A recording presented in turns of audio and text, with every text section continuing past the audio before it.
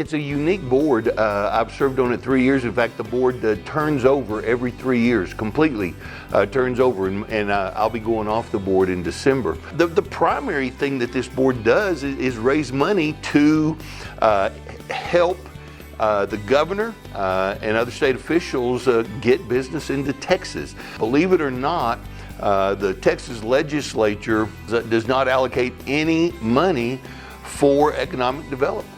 And so there's no fund. Virtually every other state, there are tax dollars being used to solicit companies to get them to go into that state. Texas does not get tax dollars to do that. So it's a non-profit whereby funds are raised to assist the governor. I was fortunate enough here a little over a year ago, about a year before COVID, to go to Japan for 10 days with an entourage from Texas, and the governor had all these appointments with various corporate heads in Japan. He was very instrumental in getting Toyota to come to Texas. He was instrumental in getting Tesla. According to the governor, according to Robert Allen, who runs the Texas Economic Development Corp, phone is ringing off the hook right now. Everything that you hear, Texas has led the nation now for 17 years in a row in economic development. There's a different kind of spirit from Amarillo, folks. I think we all know that. We still have a lot of that pioneer spirit here in Amarillo. A lot of times we feel like we're kind of being left out of Austin, and I think we are.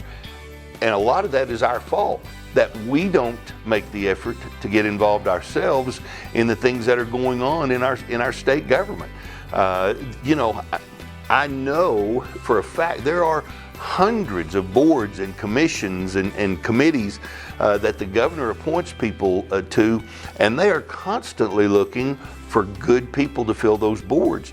And I'm going to bet that you guys probably have a list of those, and if people have an interest in doing so and serving on one of those, y'all can certainly put that list on your website. There's a lot of different ways that you can get involved, and that's just good for our city. It's going to make you a better business person, you're going to meet a lot of interesting people, see a lot of things you've never seen. It's just good for our area to do it. You know what talks, you know what walks. There's a great saying here in West Texas. Okay, put your feet where your thoughts are. Get after it. Apply. Check it out. Amarillo is blessed because there are so many corporations, so many businesses here in town, so many individuals that give money to nonprofits. If that business isn't making money, you don't have the ability to do that. If you don't have jobs that are coming in, you don't have as many people to do that. That's what turns the wheel. And so, I mean, to say otherwise, you're an ostrich putting your head in the sand. That's what drives everything. So anytime you bring new business into town, anytime you're creating new jobs, you want good corporate citizens. Look at what Bell Helicopter, the things that they do here in Amarillo, the way they support our community.